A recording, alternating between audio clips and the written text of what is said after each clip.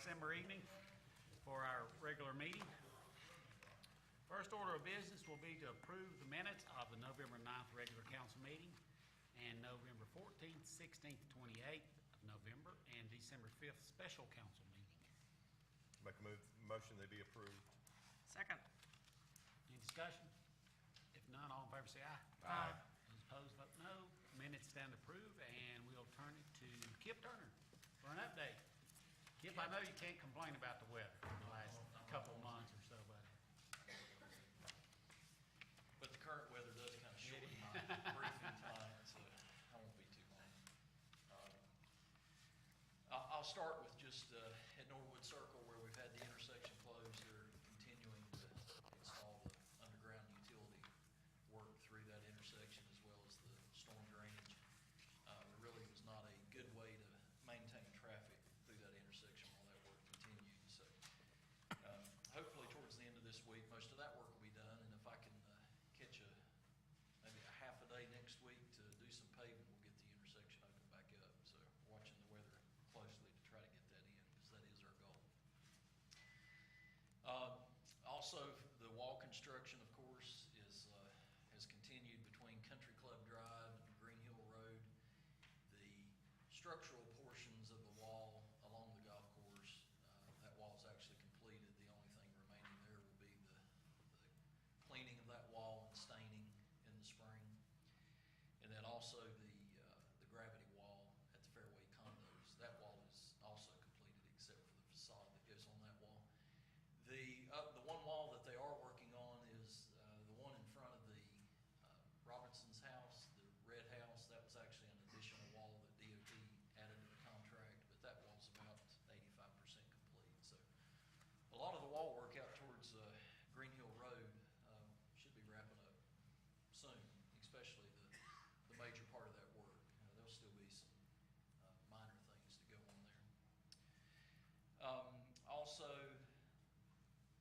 the duck bank has been continuing there at Country Club Drive also, and once they finish at Norwood Circle, Country Club Drive, that underground duck bank will continue all the way out to Green Park Inn, and then another spur actually continues down close to where your Blowing Rock sign is at. So we're actually in the process of even trying to get another duck bank crew in here so that they can really try to go hard at that over the winter months. Looking down the mountain, they're working on about 5 different walls. Most of them are kind of below the road, so if you drive through there, you may not quite tell what all's going on, but the big wall below the Blowing Rock sign on the left going down the mountain is coming along nice with the panels and the gravel backfill. And then there's 4 other walls between Blackberry Condos and Cone Orchard, which is where all the drilling and the excavation's been going on. It's kind of tight through there with so many walls, but a lot of work concentrated in that one area. If you've been down the mountain in the last month, you might have noticed there's been quite a lot of asphalt placed from Cone Orchard Road all the way down towards the Lutheran Cemetery, about 4,000 feet or so of curb and gutter, and about the same amount of guardrail. We're real close to being able to make a traffic shift down there, which will open up additional work. Probably with about 3 or 4 good days of weather, we could finish that asphalt and get the traffic shifted. So we'll keep monitoring that and try to get that as soon as we can too. That'll open up some more work through the winter. And then with that, I don't know that there's any other thing except some minor things going on, but those are the major things that I had written down currently. But we'll just see what the weather does to us over the next few weeks. Thank you, Kip. Thank you. Have a good evening. You too. Okay, upcoming board and Merry commission. Christmas, by the way. Yeah. Merry Christmas. I'm glad you had a and your little family have a vacation. good one. Thank you. You too. Upcoming board and commission appointment process, Scott. Thank you, Mayor, and good evening, Council. Each year, as part of our renewing our volunteer efforts here at the town of Blowing Rock, about a third or so of our volunteer board appointments on our boards and commissions come up for renewal or for those newly interested participants. And I just wanted to briefly mention how folks can find out additional information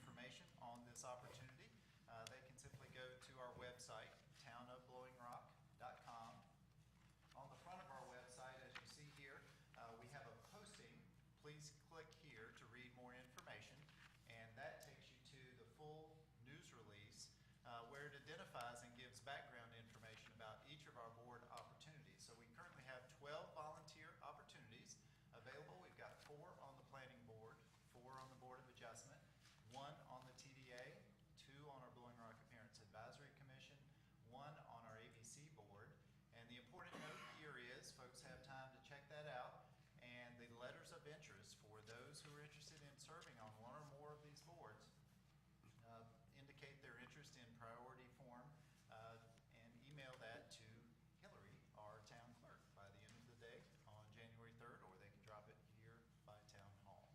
So that's the update on that opportunity, Mayor. Thank you. Okay. Scott, our consent agenda. Thank you, Mayor. We have two items on the consent agenda for this evening. The first is a budget amendment that has a couple different items in it. One is officially noting the budget implications of the donation received last month from the Blowing Rock Village Foundation to help support the winter lighting in Memorial Park, and also an appropriation from Blowing Rock Appearance Advisory Commission fund balance of $2,850 to support the purchase of a swamp white oak tree to replace the dead maple just to the left of the Rotary Gazebo in Memorial Park. And that'll be a 7-inch caliper tree, and this cost is a little bit higher than normal because it's such a large tree, and it'll be delivered here by the contractor and planted with the root ball all intact and warranty included. The second item on your consent agenda are tax releases and refunds. And we have 12 different entities with tax releases totaling just under $23,000 and 10 different entities with tax refunds totaling just over $17,000. Those have been identified for council approval, and that sums up your consent agenda for this evening, Mayor. Okay, thank you. Is there a blotch or something in the software that these keep popping up like that? From time to time, these do come up, changes in ownership, changes in where the property line may come up. This particular one is a little bit larger than normal due to the way data was prepared and transmitted by Watauga County, because we get the tax roll information from them. So since we found out about this, and Hillary and Nicole did a lot of great work to identify all of these and batch them together so that that won't happen again. But it was a little bit of a glitch data issue on the transfer of information coming over from Watauga County. And we did check with the auditors on the amount here, and they believe in the grand scheme of things, these amounts don't meet the materiality threshold. So we're okay from that standpoint as well. But hopefully this highlighted an opportunity for us not to have this happen again. Thank you, Scott. What's your pleasure? Make a motion, we approve the consent agenda. Second. Further discussion? Being none, all in favor of the motion say aye. Aye. Those vote no. Consent agenda is approved. Okay, Tussle Land Company, conditional use permit CUP 2014-02 amendment. Kevin.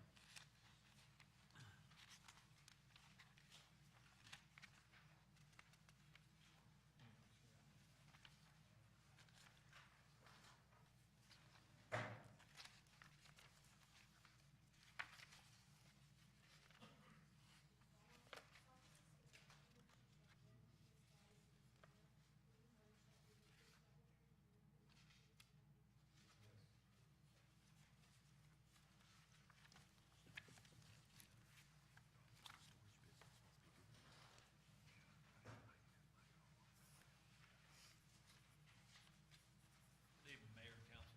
The request tonight is for conditional use permit 2014-02. It's an amendment to that permit that was issued a few years ago for Tussle Land Company. And they're requesting this amendment to construct an additional 2,592 square foot building at 176 West Cornish Road.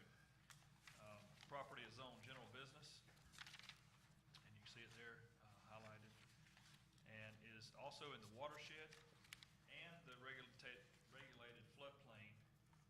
The back portion is in fact in the floodway. I'll show you here. The floodplain is really all of the property. This is the current building.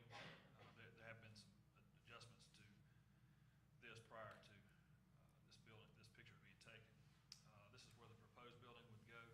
The floodway is this back portion here, following the stream, and then widens out at their other office building there on Cornish Road.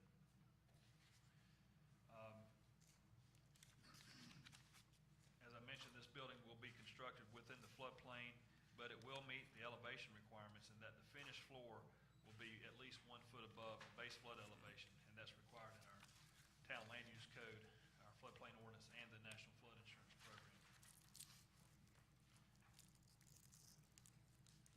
site plan, looking from the west, I guess from, really from where their property is, the other office building, and this is where the building would go, kind of an L shape. This is Cornish Road here, and the current building here, and then Keith's service station is right here.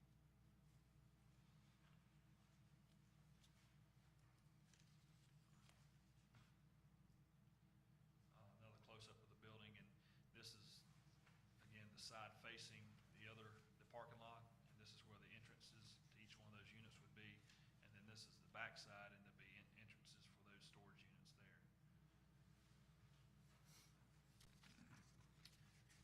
Standing in the parking lot when you drive in, this is the slope coming off of Cornish Road. This is looking at the end of the building, and those two units I described earlier. This is the long section standing in the parking lot. This would be the view from Cornish Road, but you'd be looking down over the top of it, and then this would be the view from Keith's service station. Some photographs. The corner of the building would be about right here. This, the closest corner. That's looking at Cornish Road. And then this is from the side of the right side of the building.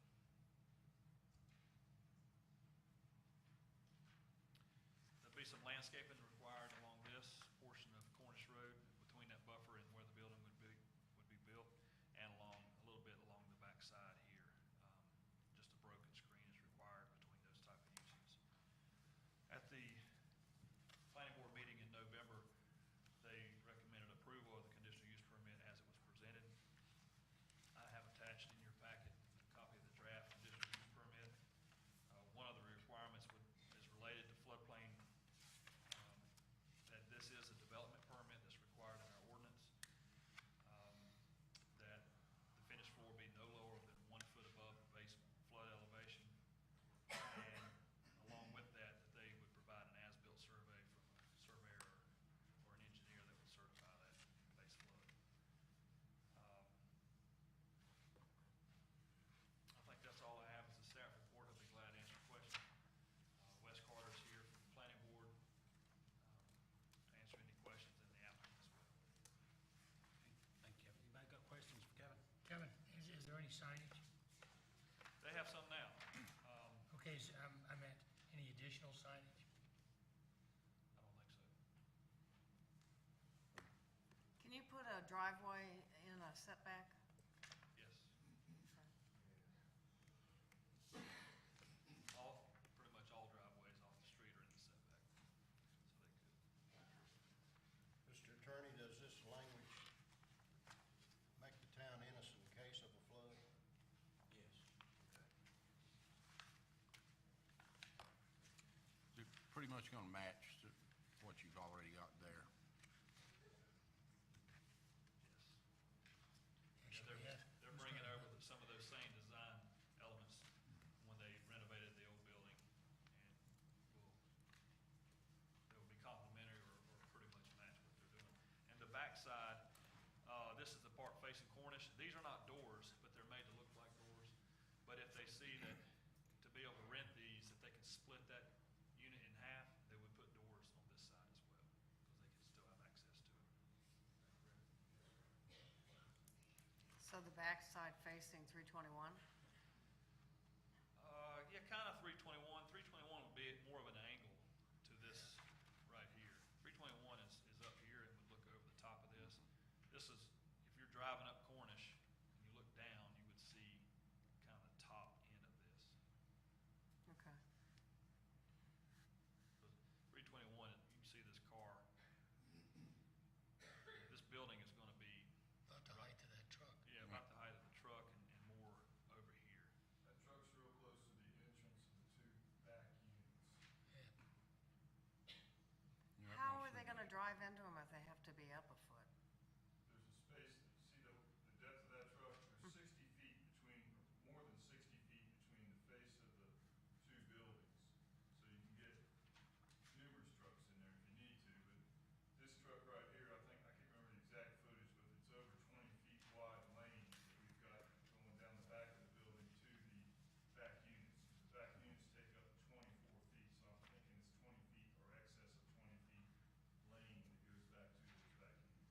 I guess I'm confused about where they're gonna be putting the doors on the back and the front. Is that what you're saying?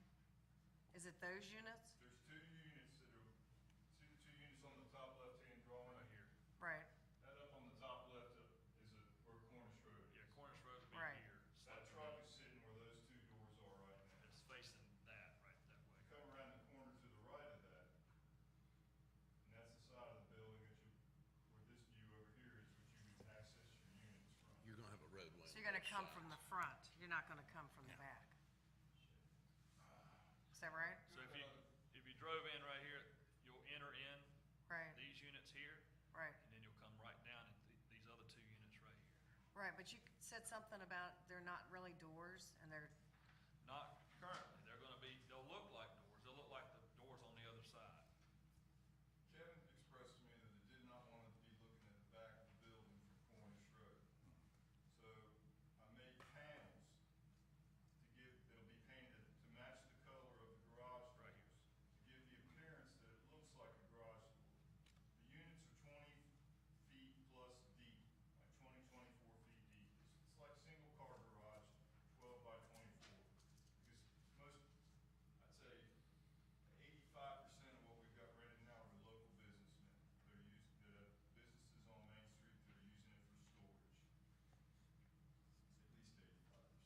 And so then, and that's where most of the demand for this is coming from, is from additional people have businesses in the area that don't have places to store their stuff. So most people want bigger units. They don't want a 10 by 10. They want a garage, and not to put a car in, but to put stock in. In the event that I can't rent, or that we can't rent a full one-car garage, then I can take one of those panels that looks like a garage door, make it a garage door, cut the unit in half, and you can access it from the other side. You would, instead of having a 12 by 24, you would have a 12 by 12. and doubling how many units you're actually putting in there, Well, it's the same amount of square footage, but yeah, I'd have Right. more doors. and more traffic. I guess technically, yeah, I'd have more traffic if there was more people coming in. But it's not a huge storage facility. I mean, right now, in the whole building we've got right now, we've got 21 units. We're talking about adding 9 more. That's 30 units. To have a storage facility less than 100 units is a rarity. What's your percent occupancy rate on what you've got? 100 It is 100? with a waiting list, which is why we want to do it. So the propane tank that's behind that, the unit that you refurnished, redid, There's no propane tanks, there's two back there. There's two propane tanks in the back. not on my property. Do you own the piece next to you? No. So they got two propane tanks So for that. about little, like, grill tanks? Like little. I don't know, it looks 5 like a propane tank to me. Well, a propane tank can be as big as a small 2-man submarine, or it can be as big as something you put under a grill. They had one right here. Yeah, They is moved that it. buried? It's gone. Huh? It's gone. What about the two on the other side? They've always been there. But they're propane tanks, Yes. okay. And they're they've not, got they one don't over go here. with this unit, No, it's a different piece of property. okay. One of the requirements of the original CUP was to remove this tank or bury it. and Right. It's gone. Okay. Other questions? Any questions of the applicant? Now we got a second. No, we'll close the public hearing first. Make Make a a motion, motion. we close the public hearing. Okay, those in favor say aye. Aye. We have a second too. Okay, now we'll entertain a motion. Okay, Second. motion and a second. Further discussion? All in favor say aye. Aye. Those opposed, vote no. All right. Thank you, guys. Good luck. That's interesting that they got 100% occupancy rate. Oh, I knew it. I didn't know that many people were using it. Okay. Waiting I list, think all the ones up there. Cole has the Joe's floor. is not too bad. Presentation of the fiscal year audit, 2015 and 16. Nicole Norman. Good evening, Mr. Mayor and Town Council. I'm pleased to announce that the town's fiscal year 15-16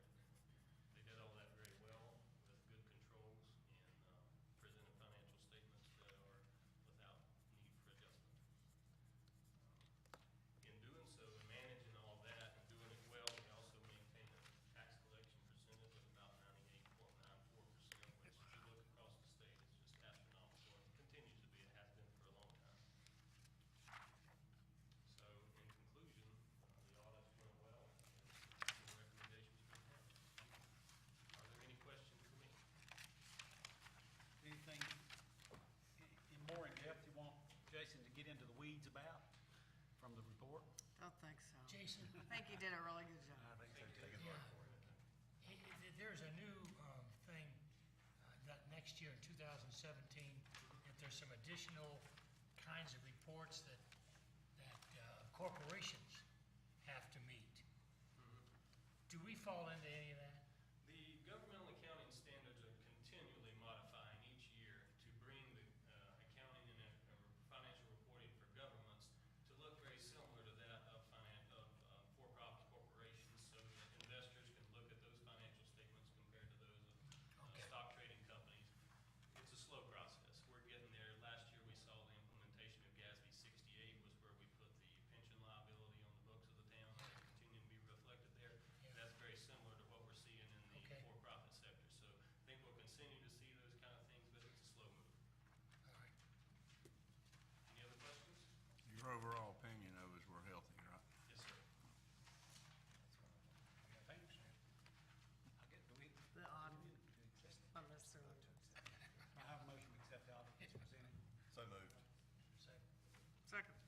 All in favor, say aye. Aye. Opposed, vote no. Thank you. Thank you, Jason. Thank you, Very Jason. much. Thank you. Appreciate the opportunity and Merry Christmas. Thank you, thank you. Merry Christmas. Thank you.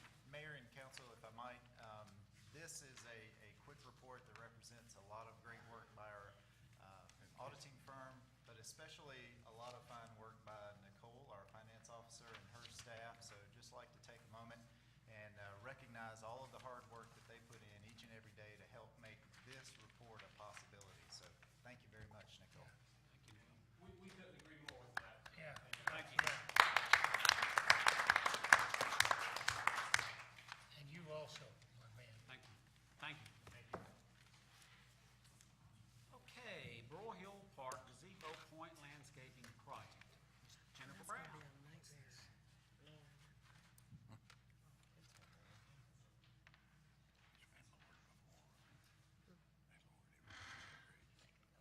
Good evening, Mayor and Council. Planning work regarding options associated with improving the area around the Broyhill Park gazebo has been taking place over the summer and fall. Improved erosion control around the gazebo point through the installation of a small retaining wall made of natural boulders along the edge is anticipated, along with greatly enhancing the aesthetic appeal of the area. This small project has been identified as a concise package work scope that can leverage the $30,000 Broyhill Foundation grant received earlier this year, along with the grant recently received from the Blowing Rock Community Foundation. The estimated cost of $35,000 has been arrived at following extensive discussions with a variety of contractors. One contractor has been identified that can provide the full and complete work scope at a much better value than other contractors the project scope has been discussed with. Following a recent grant award of $2,000 from the Community Foundation for this effort, the Blowing Rock Appearance Advisory Commission has approved an allocation of $3,000 of their fund balance to fully fund the anticipated $35,000 work scope. This gazebo point improvement scope was identified in the project list presented to the Broyhill Family Foundation back in the spring. This effort has been included with the same permit application necessary to dredge the lake and sediment pond. It is unclear exactly when the permit will be granted, so staff wanted to present this work scope for council consideration to be prepared should all approvals be provided. Once the permit has been approved, the lake would be lowered slightly by removing the boards at the Laurel Lane end, and a 220 lineal feet wall by 2 to 3 foot tall retaining wall will be built from the point of the gazebo all the way around to the area where the new drain pipe comes into the lake. There will also be wire installed to help prevent erosion of the bank, which will also help reduce the sediment buildup in the pond. The general obligation bond funded replacement of the drain pipe that goes from 221 to the lake and was completed as a first step earlier this year in this area prior to permit application for the dredging work. It is anticipated that the dredging work will take place in April. Depending upon when the permit is approved, the gazebo point work is expected to take 2 to 3 weeks to complete depending upon the weather. After going through an informal bid process, we discovered that there are very few companies that provide the material and labor, and the cost would be at least tripled if we had to use different companies to provide the services needed. So for this reason, we suggest going with Boulder Lookstone because they have agreed to provide the materials and labor for $35,000. Staff recommends that we cooperatively work with Boulder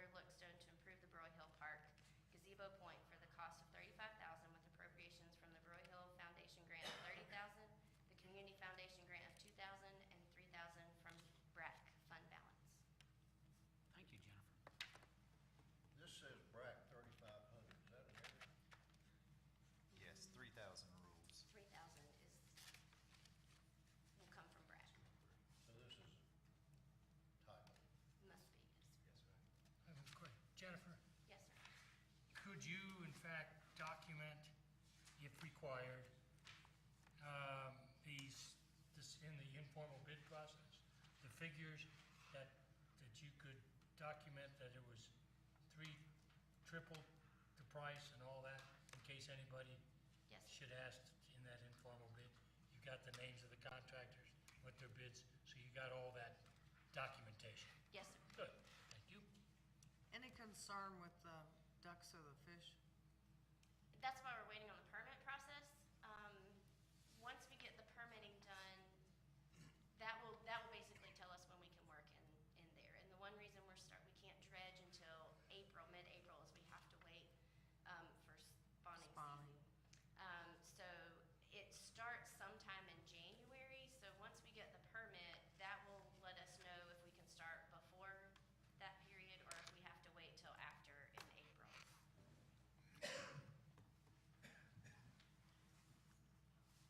Okay. Make a motion to approve? Is there a Second. Motion and second, further discussion? Being none, all in favor say aye. Aye. Those vote no. Thank you. Thank you, Jennifer. Okay, water plant chemical feed project repair bid award. Mayor, council, good evening. The town's water plant's in need of some repairs to the chemical feed systems. Those systems are working and operable at this time, but there has been some leaks over the last few years that have caused some damage to the concrete in that area, and the leaking chemicals caused some residue buildup in areas around there, including in some of the electrical panels. And we proposed replacing the 4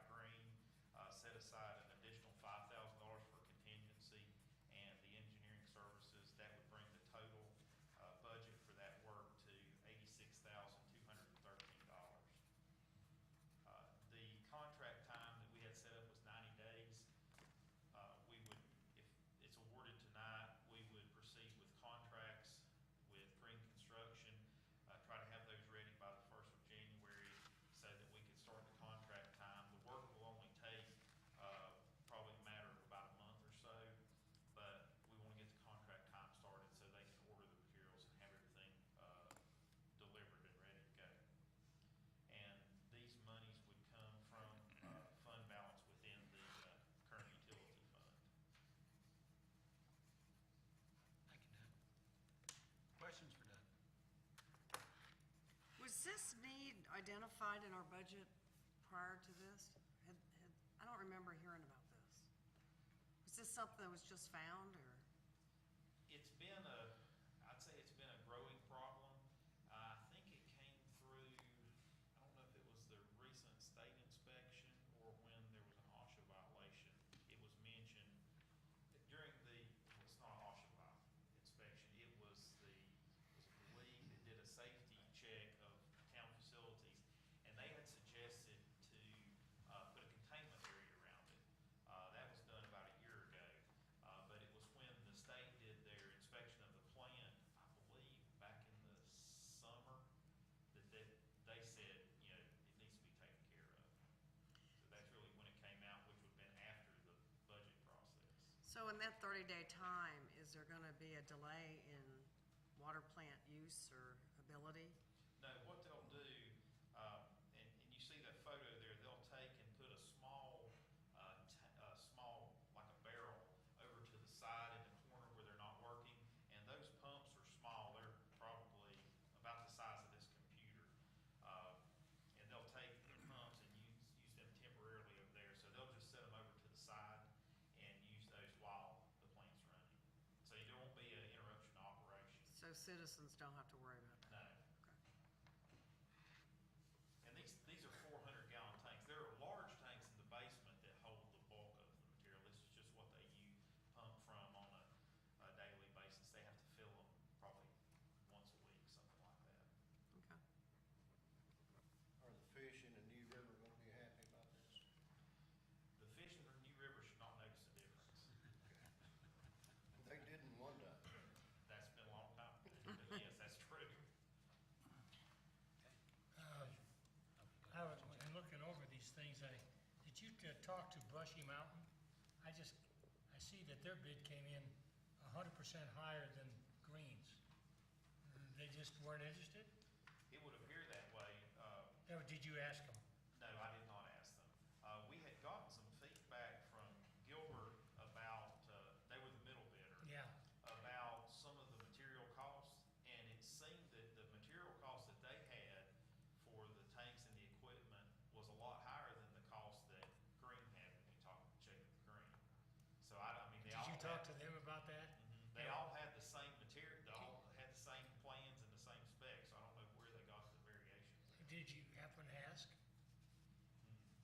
Oh. So I don't know if they were looking at different suppliers or what. But in any case, it came up 30%, the project came up 30% higher approximately than what you thought it was gonna be a year ago. Is that fair to say? Well, it wasn't a year ago, it was back in the summer when we first started. Oh, okay, the summer, whatever. All right, But that was because it's more involved. yeah, by a third, yeah, Needs to be done, does it not? of course. Yeah. Ready for a motion? We approve. Got a motion for approval, is there a second? Second. Motion and second, further discussion? Hearing none, all in favor say aye. Aye. Those vote no. Motion carried. Thank you very much. Do we have any speakers from the floor? Okay, pass on. I'm gonna make a motion for a closed session tonight, and I hope Hillary will record this because it's pretty wordy. If I have to do it again, we'll just push a button. Just give it to her. I make a motion, Mayor and Council, that we enter into closed session consistent with North Carolina General Statute, Chapter 143, 318.11A, 3 and 6, to consult with an attorney employed and retained by the public body in order to preserve the attorney-client privilege between the attorney and the public body, which privilege is hereby acknowledged and to consider, and to, this is number 2, right, Scott? Consider the qualifications, competence, performance, character, fitness, conditions of appointment, or conditions of initial employment of an individual public officer or employee or prospective public officer or employee.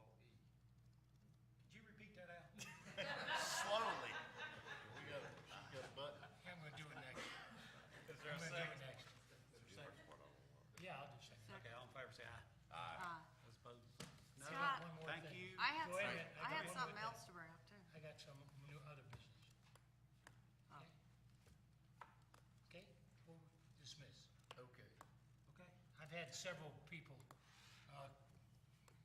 come up to me and say, how do we thank all the fire people that worked for us during Thanksgiving in stopping that fire before it overtook possibly our town? And how do we do it not only for our local people, but also the people from out of town?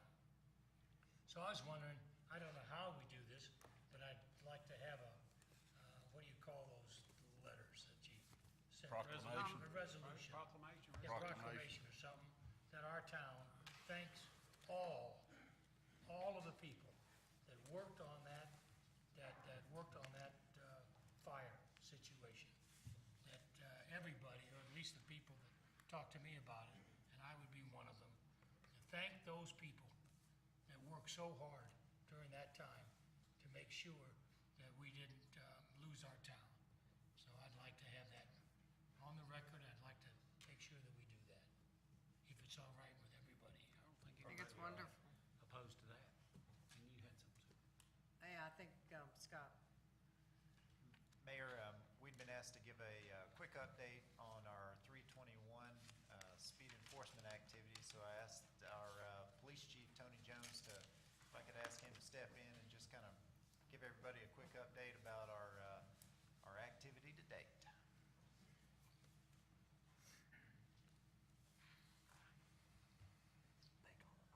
All right. Some of you, I know all the council knows, some of you know that a few months ago, the town invested in a speed recording radar system.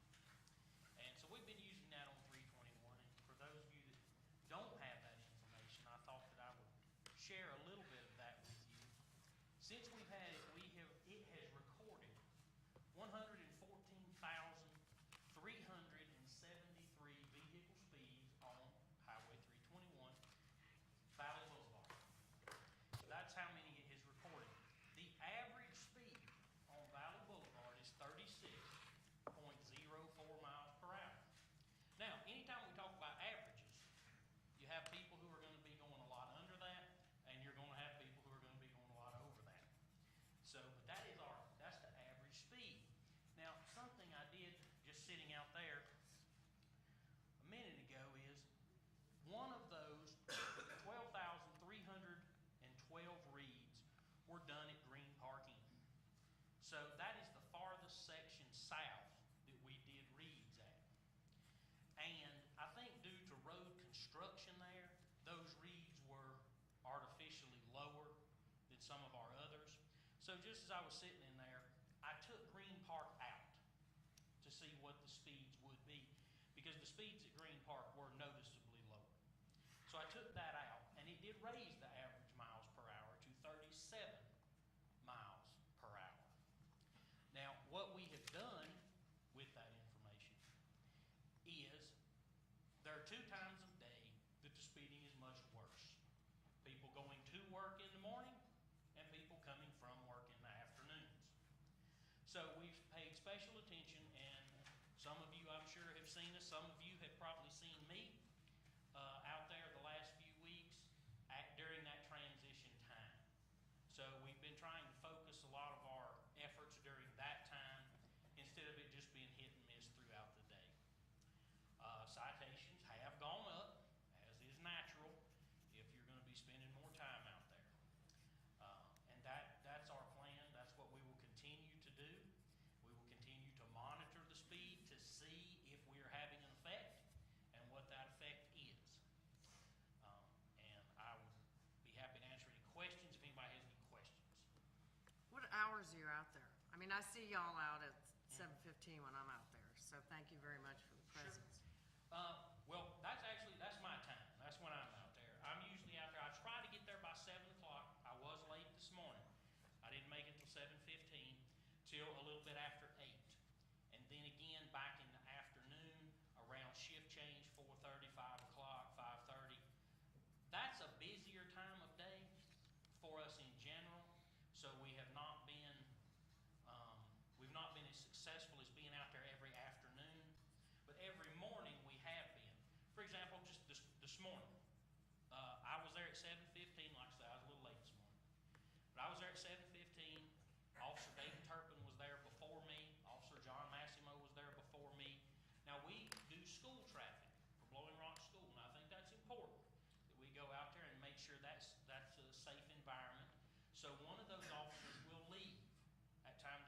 school traffic.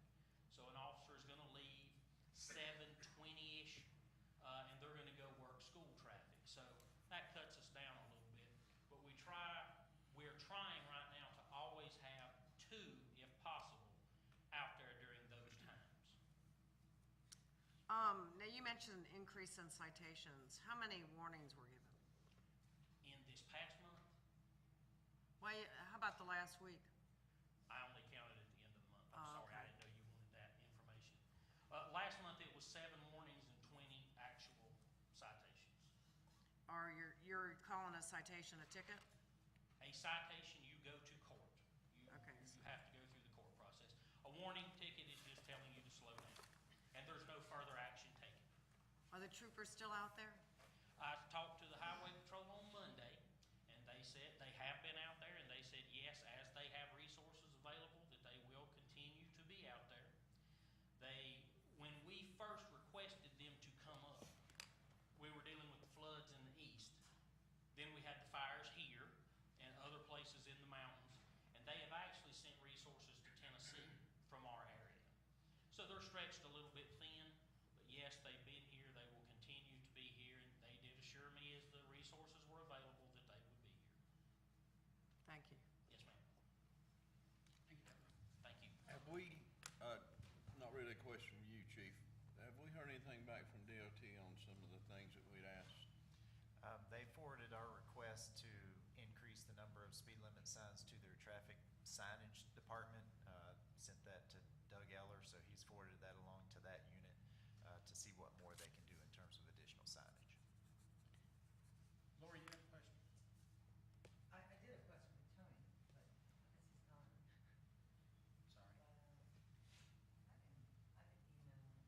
Sorry. But, I can email Tony. She had a question, Tony. Can you give us an indication of what the highs have been?